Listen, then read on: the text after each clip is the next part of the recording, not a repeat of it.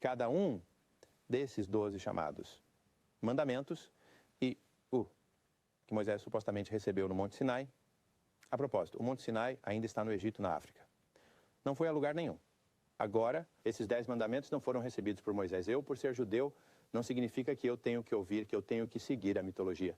Quando você vai em qualquer uma das principais tumbas no Egito, você encontra esses 10 mandamentos. Mais 30. 2 a mais, caso contrário, referidos com uma confissão negativa. Estou eu a acreditar que Moisés nasceu em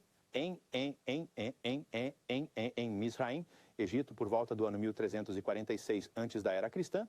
Foi para a escola lá, a tornar-se sacerdote aos 85 anos, ou por volta disso, decidiu que alguém estava maltratando o seu povo. E que em toda escola no Egito era necessário recitar a confissão negativa 42 leis, das quais disseram: eu não matei homem ou mulher,